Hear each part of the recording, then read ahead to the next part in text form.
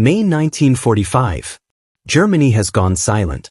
The sirens have faded, the front lines have collapsed, and the country takes its first painful breath after 6 years of war. But between the ruins, between burning depots and empty streets, something electrifies the Allied forces more than any radio message about surrender or ceasefire: the Tiger tanks. All across Europe they suddenly stand motionless, colossal steel beasts that once dominated entire battlefields, now frozen like monuments to a world that just ended. Some lie half-buried in ditches, others stand at forest edges, mud dripping from their tracks, their once fearsome silhouettes softened by rain and dust. A few appear untouched, as if someone had parked them moments earlier. Others look violently torn apart, their turrets blasted off by their own crews. What the Allies are staring at is not simply captured equipment, it is treasure. A myth turned solid metal. And now it lies openly at their feet. For American, British, and Soviet soldiers, one thing becomes immediately clear: every Tiger counts. Every find must be secured at once. What German tank crews once depended on for survival now becomes the most desirable technological prize of the entire war. Because outside Germany, no one ever fully understood why the Tiger was so feared. They had heard stories: Shermans bouncing off its armor, T-34s torn apart like toys, British crews who swore they could sense a Tiger before they even saw it.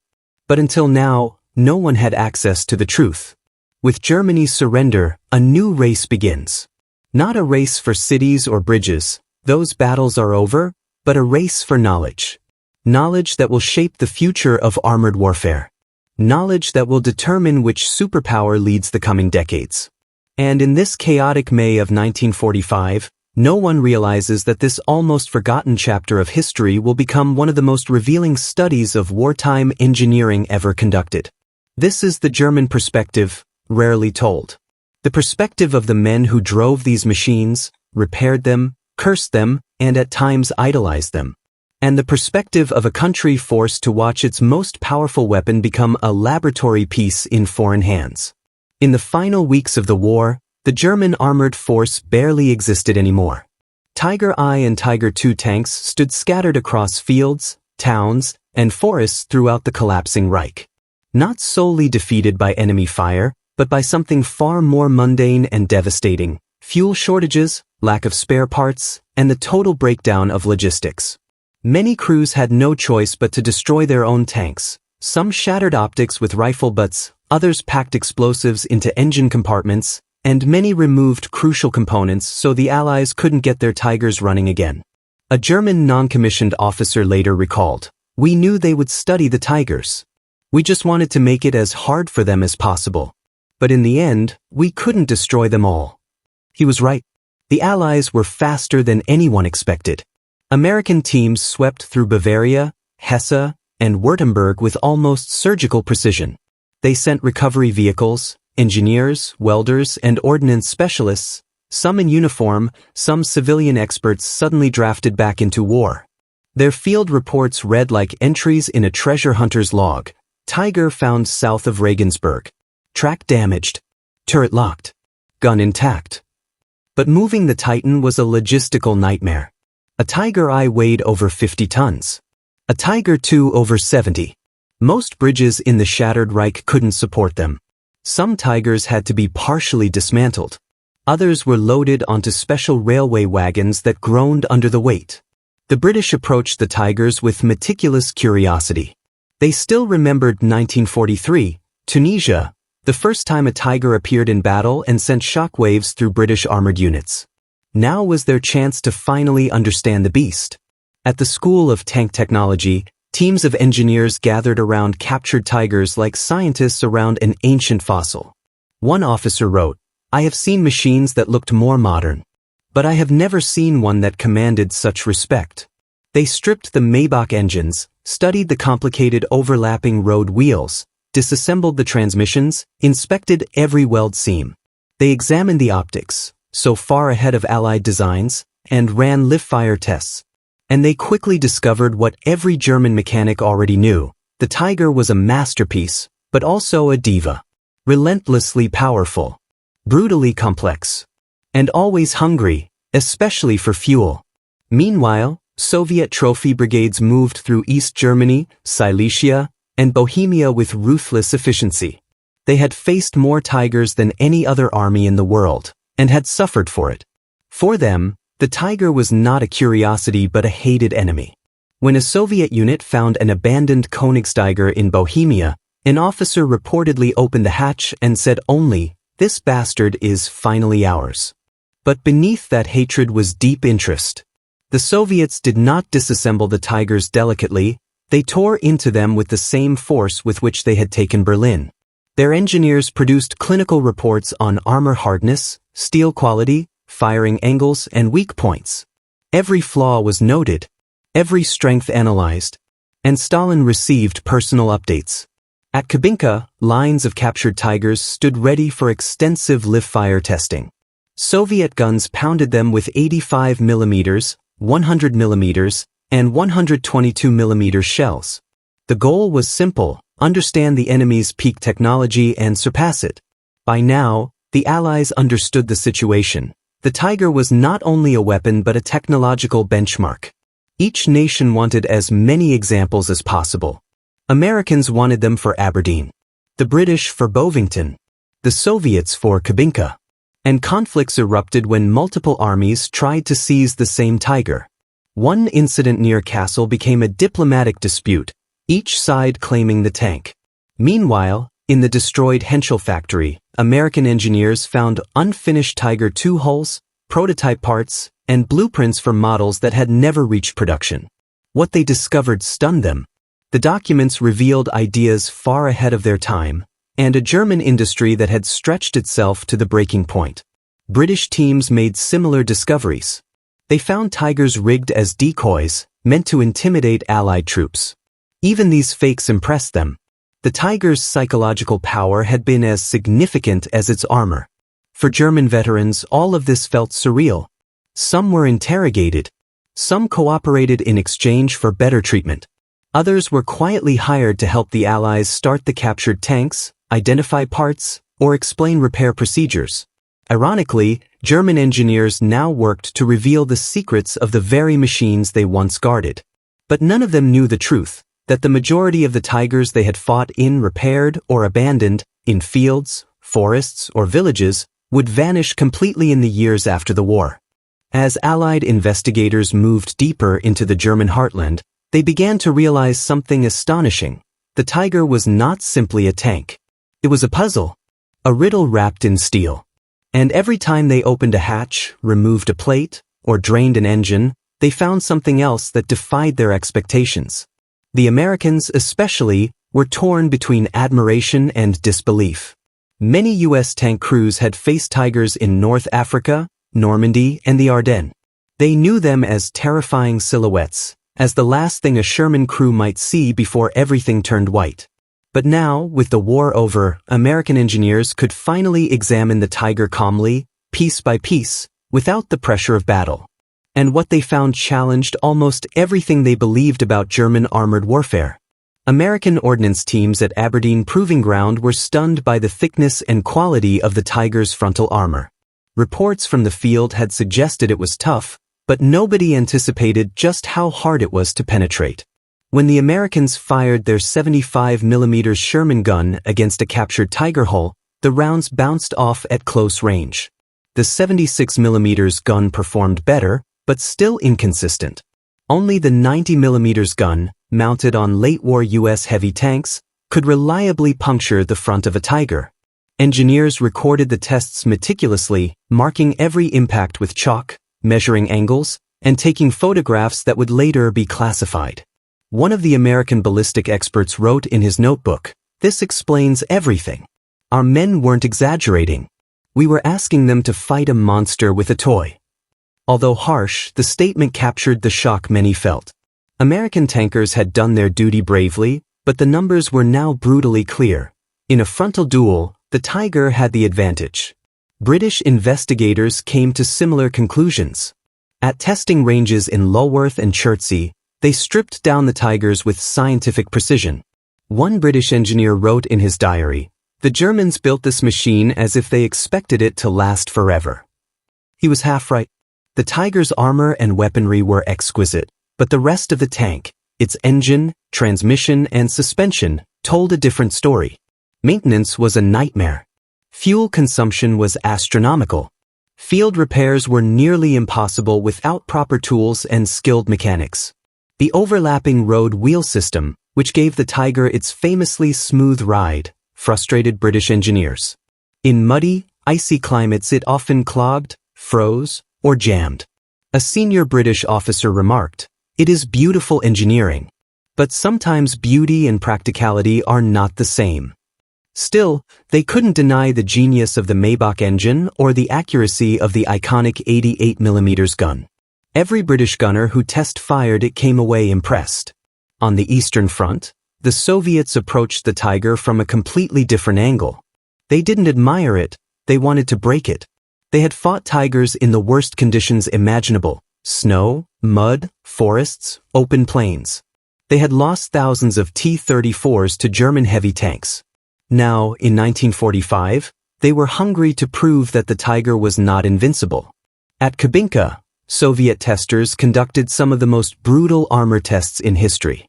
Captured Tigers were placed at various angles.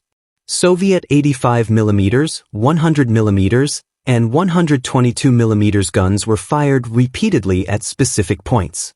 Engineers observed the spalling effect, measured penetration depths, and tested the structural integrity of the hull. They experimented with explosive charges, incendiaries, and even anti-tank rifles. Every result was documented for future Soviet tank development. Stalin personally reviewed some reports. One Soviet engineer wrote, "The Tiger is fearsome, but it bleeds, and anything that bleeds can be killed." This line became famous in Soviet tank design circles and shaped the development of post-war heavy tanks like the IS-3 and T-10. As all three major Allied powers raced to secure Tigers, whether intact or wrecked, a new competition quietly emerged. Everyone wanted the rarest examples. Commanders sought late-production Tiger IIs, prototype turrets, experimental transmissions, and unmounted 88mm guns. These were prizes that symbolized not just victory, but technological supremacy. What made this period even more surreal was that German engineers, mechanics, and surviving tank crew members were sometimes compelled, or invited, to assist in the examinations. Some cooperated willingly, hoping for better treatment. Others refused, answering questions with silence. But a surprising number provided detailed explanations of common Tiger problems, typical repair procedures, and tactical considerations. One German mechanic told an American officer, "It was a great tank when it worked, but sometimes it worked less than it should." Another added, "The tank was strong. The army supporting it was no longer strong enough." These testimonies gave the Allies insights far beyond what steel alone could reveal. They learned how much fuel a Tiger consumed in an hour, how often road wheels failed, how crews prioritized target selection, and how long it took to change a final drive. The truth became clear. The Tiger was both a technological marvel and a logistical disaster. This dual nature fascinated the Allies. It was as if they were studying two tanks at once, the mythic Tiger of battlefield legend and the flawed machine of real-world operations. Engineers found Tigers with pristine armor and working guns, sitting next to others with blown turrets, burned-out engines, or missing transmissions. Some had been deliberately sabotaged by their crews. Others had simply run out of fuel in the chaos of the war's final days. But the Allies documented everything. They photographed inside the turrets, measured the armor thickness with ultrasonic tools, cataloged ammunition racks, and even tested the fire extinguishing systems. They traced production variants, noting small differences between early, mid, and late models. They discovered field modifications, improvised storage boxes, welded track links for extra armor, altered vision ports, even experimental turret designs. The Tiger II in particular captivated the Allies. Early versions had a distinct Porsche turret. Later ones used the heavier Henschel turret with sloped angles. The armor layout was studied obsessively. For many Allied analysts, the Tiger II represented the very peak of German armored engineering, a glimpse at what German industry could produce even under crushing wartime pressure. But the most valuable finds were not tanks, they were documents. Production logs, maintenance records, armor composition sheets, and technical manuals provided deeper insight than any piece of steel. Some units had kept meticulous logs of fuel use, breakdowns, and repairs. These revealed a truth that would influence post-war tank design worldwide. A tank is only as strong as the supply system that supports it. By late 1946, the Allies had gathered dozens of Tigers for testing. Their secrets were being recorded in thousands of pages of reports.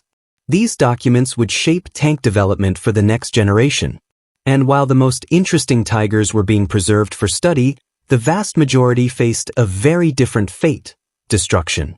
The Allied Control Commission had made a firm decision: Germany was not allowed to keep any armored vehicles. And that meant the remaining Tigers, whether damaged, abandoned, or intact, were marked for elimination. What happened next would determine why so few Tigers survive today. The destruction of the remaining German Tiger tanks began quietly at first, almost unnoticed amid the ruins of post-war Europe. Yet within a few short years, the mightiest tanks of the Third Reich would vanish with shocking speed. Tanks that had terrorized entire battalions, tanks that Allied crews dreaded, tanks that defined armored warfare, reduced to scrap metal or target practice hulks. What happened was not accidental. It was systematic. Allied occupation policy was clear. Germany was forbidden to possess armored fighting vehicles of any kind. Even immobilized tanks, even wrecks, even incomplete hulls had to be eliminated. The Allies feared any surviving military technology could later contribute to a resurgence of German militarism. And so, from 1945 to 1948, a quiet purge began, one the world barely noticed. Disposal zones were established on old training grounds, abandoned barracks, and open fields where tanks had once maneuvered. In northern Germany, British forces set up a large destruction site at Bergen-Hohn. Tigers stood lined up beside Panthers, Sturmgeschütz, Jagdpanzer, and other armored vehicles, some burnt-out wrecks, others nearly pristine. Engineers evaluated each vehicle, deciding whether it offered intelligence value. Those that did were moved to Britain.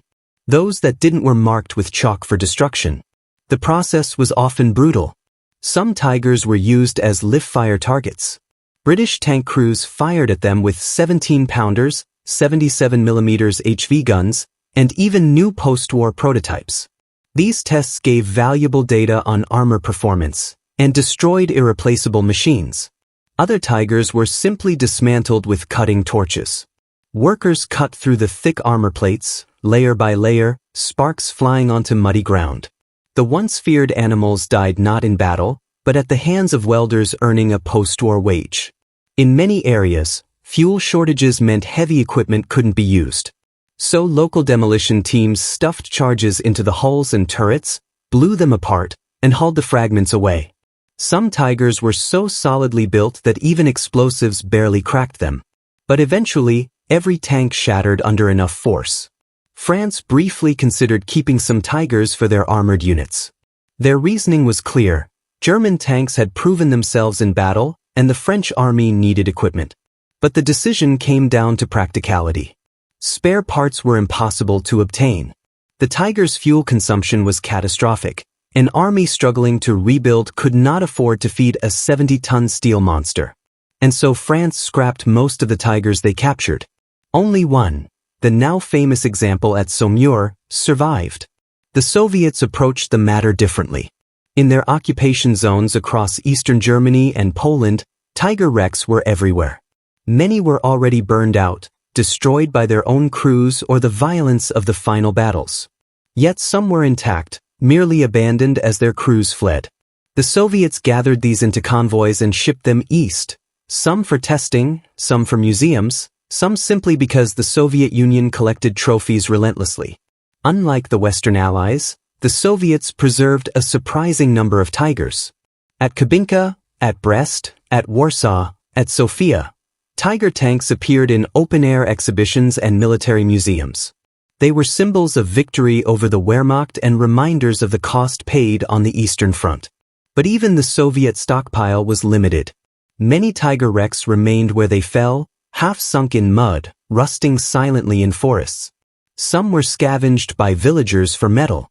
Others were pushed into rivers or ravines to clear roads. The war had left Europe littered with steel corpses, and in the struggle to rebuild, few cared that these wrecks represented some of the rarest armored vehicles ever built. In Germany, rural communities faced practical problems. Abandoned tigers leaked oil, fuel, and coolant into fields and waterways. They blocked roads. They frightened livestock. Local authorities requested Allied help to remove them, but not every request was answered. In places like Normandy, several tigers remained so deeply embedded in the earth that they were simply buried in place.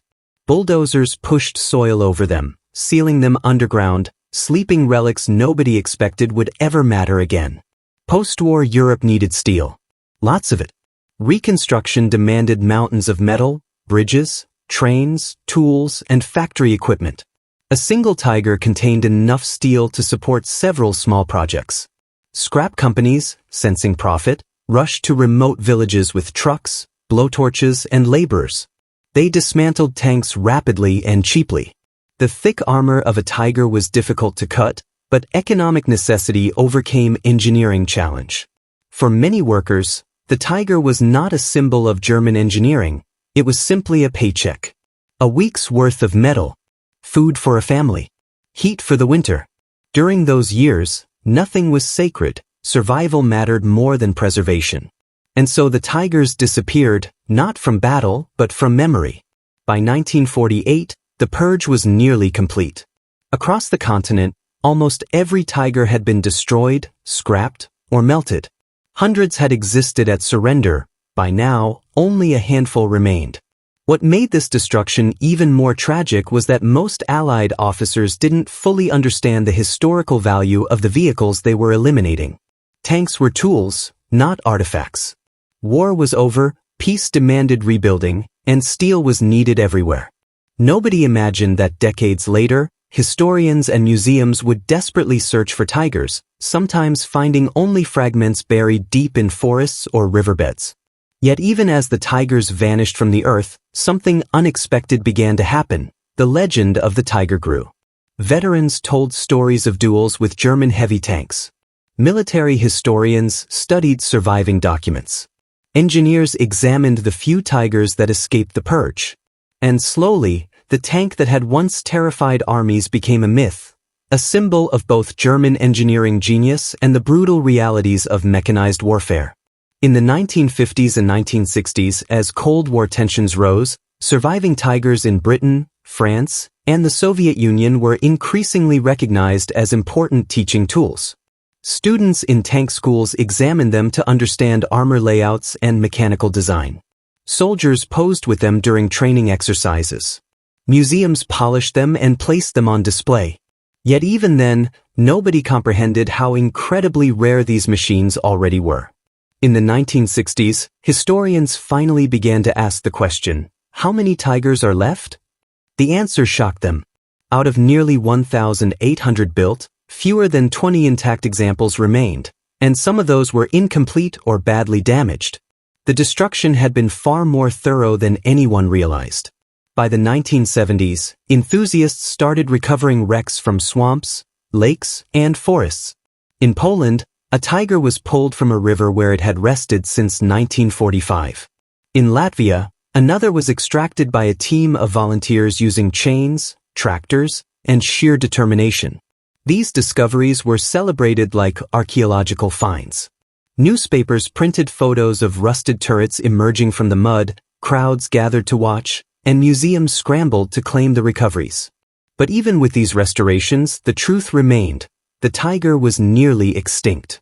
Each survivor was a miracle. The most famous of all would soon awaken again, an awakening that would change everything. By the late 20th century, the tiger story had transformed from a tale of destruction into one of rediscovery. As Europe rebuilt and generations passed, the memory of these massive tanks faded from everyday life. But for historians, engineers, veterans, and military enthusiasts, the tiger never disappeared. It slept, quietly, solemnly, inside museums, under riverbeds, and in the minds of men who had faced it in war. And in the 1980s and 1990s, that quiet sleep came to an end. The awakening began in Bovington, England. There, resting silently inside a hangar, stood Tiger 131, captured in Tunisia in 1943 and studied for decades by British engineers. For most of the post-war years, it sat as a static exhibit, dusty, frozen, impressive but lifeless. Nobody imagined it would ever move again. Too rare, too fragile, too much could go wrong. But a new generation of historians and technicians disagreed. They believed a running tiger would not only educate future generations, it would preserve knowledge that textbooks could never capture.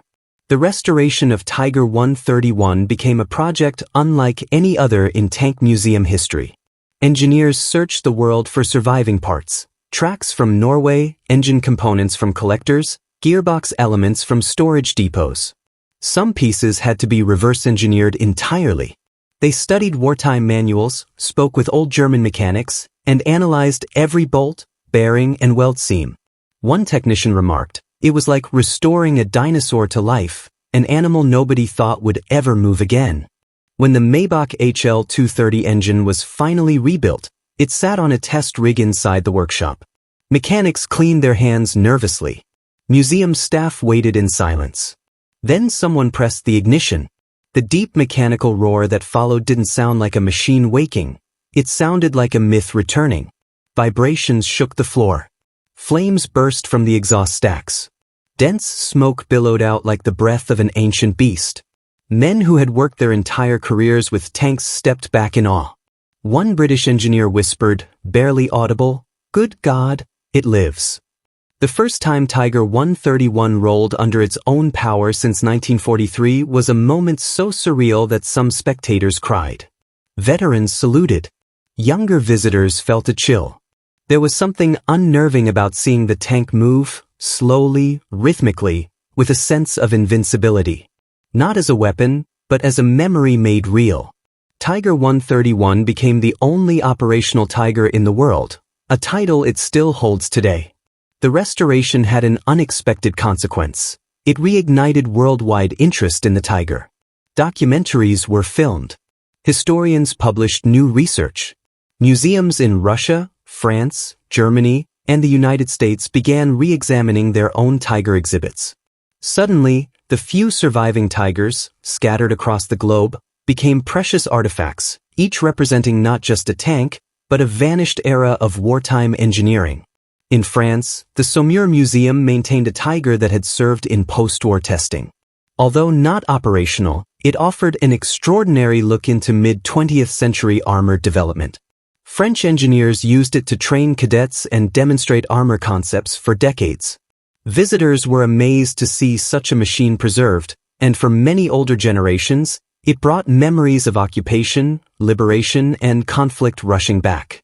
In Germany, the Münster Panzer Museum held significant Tiger components and a full Tiger exhibit, each meticulously curated.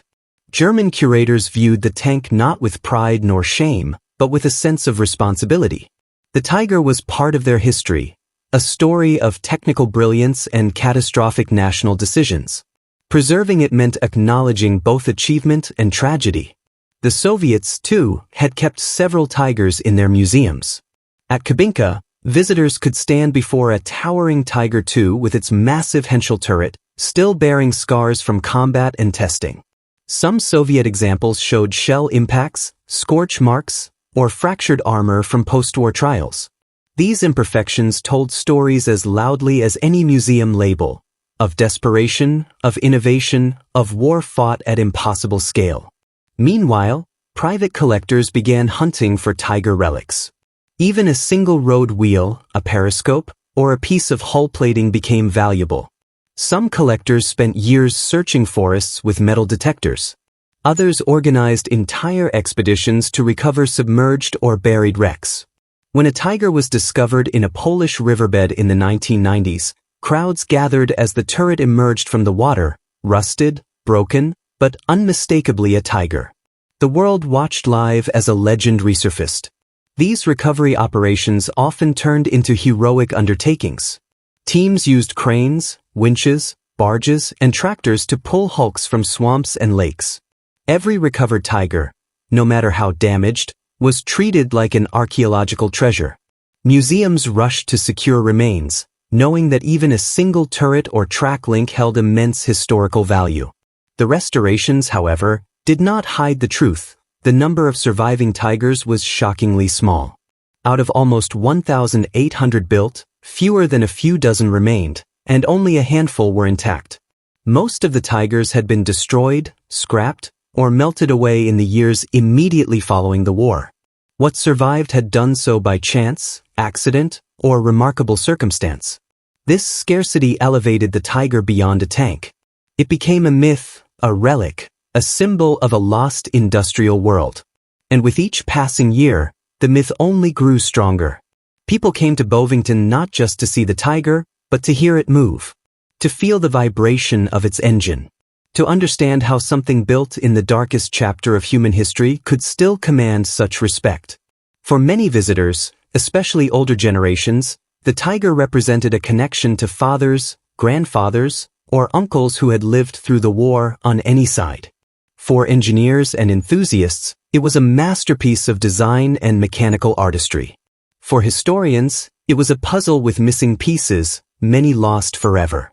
And for the world, it became a reminder of how quickly even the most powerful machines can disappear if fate sweeps them aside.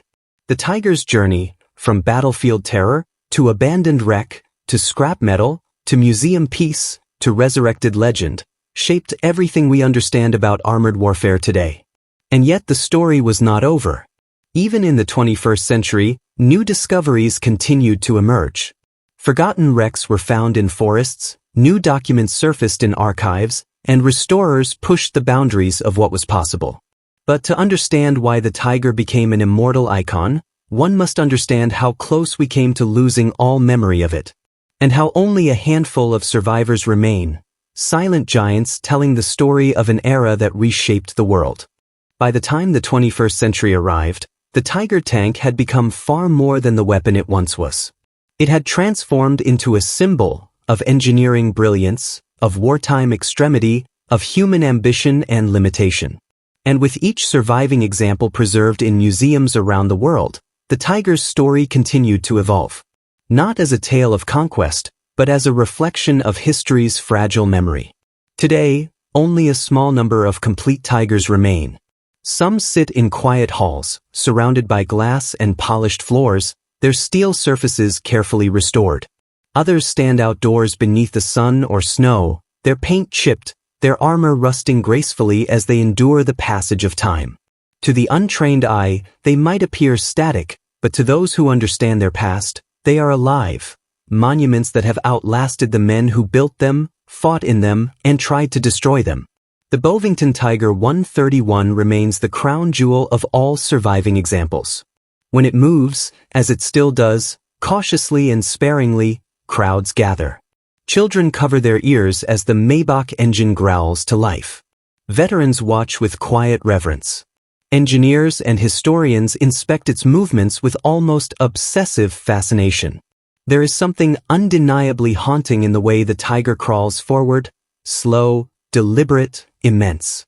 It is as if the tank knows it is the last of its kind, performing not for war, but for remembrance. Around the world, other tiger tanks play their own roles. In France, the Saumur Museum's Tiger Eye stands as a testament to the nation's complex post-war history. In Germany, the preserved tigers force visitors to confront both technological achievement and its catastrophic purpose.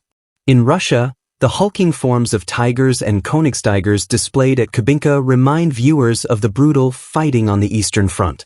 In the United States, the tiger at Fort Benning serves as a bridge between wartime engineering and modern military study. Each surviving tiger is more than a machine, it is a gate to another era. Its rivets, its armor, its cramped interior, its gun breech, its worn track links, all tell stories that cannot be fully captured in photographs or textbooks.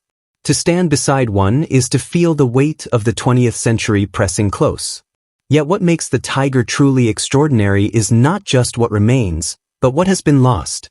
The destruction of so many tigers after the war created an absence that historians still struggle to fill. Technical data sheets, field manuals, engineering logs, battle reports, many vanished in the chaos of defeat and occupation. Some were deliberately burned. Others were scrapped along with the tanks themselves. Even today, new discoveries in archives or forgotten storage rooms offer surprising insights. At times, a dusty blueprint surfaces, revealing an abandoned design. An old soldier's photograph emerges, showing a tiger variant never before documented. A fragment of turret armor is found at a former training ground, shedding light on metallurgical practices long obscured. These small finds, barely noticed outside the specialist world, add depth to the tiger's legend. They remind us that history is not fixed, but constantly rediscovered. The tiger story is not complete because new chapters continue to emerge. In forests across Eastern Europe, metal detectors and history enthusiasts sometimes locate the buried remains of tigers lost in retreat or battle. Often these discoveries come as nothing more than twisted steel, remnants crushed by explosions or decades of decay. But even these fragments hold meaning. They are pieces of a broader story, pieces millions of people never knew were missing. In rare cases, intact wrecks have been recovered, lifted from swamps or excavated from riverbeds. When these operations occur, they resemble scenes from adventure films. Crowds gather, cranes strain under the weight, mud-covered crews cheer as a turret or hull breaks the surface for the first time since 1945. These moments capture global attention. They resonate deeply because they show that even decades later, the war has not fully disappeared. But even as these discoveries amaze the world, they emphasize the reality that the tiger is nearly extinct. More than 99% of all tigers ever built no longer exist. Melted, cut apart, buried, forgotten. And yet the handful that survived, by pure luck or unusual circumstance, have taken on an almost mythical status. For those who study warfare, the tiger represents the pinnacle of German armor doctrine, overwhelming firepower, unmatched optics, thick armor, and intimidating presence. For German veterans, it was a source of pride and frustration, a weapon of immense power, but also immense burden. For Allied soldiers, it was a nightmare to confront, a challenge few forgot. For engineers and historians, it is a masterpiece of machinery, full of contradictions, too expensive, too heavy, too complex, yet unforgettable. Perhaps that is the tiger's greatest legacy. It symbolizes the duality of human creation. The same brilliance that produced such a machine also contributed to one of the darkest chapters in human history. The tank is neither hero nor villain. It is a silent witness, a reminder of what people were capable of for better and worse. As modern visitors walk through museums, many feel compelled to place their hands on the tiger's cold steel. It is an instinct as old as humanity, the need to touch the past, to feel its reality, to remind ourselves that the world before us truly existed. The tiger invites this connection. It stands as a physical link to a time that shaped the world we live in. And so, the tiger's journey did not end with the collapse of the Reich or with Allied demolition teams or with decades of rust. Its journey continues in the minds of those who are drawn to its story, engineers, historians, soldiers, collectors, and millions of curious viewers who see something captivating in its silhouette. The tiger survived as more than metal. It survived as memory, as legend, as an engineering riddle, as a cautionary tale. It endured destruction, burial, neglect, and time. And though only a few remain, they carry the weight of all that were lost.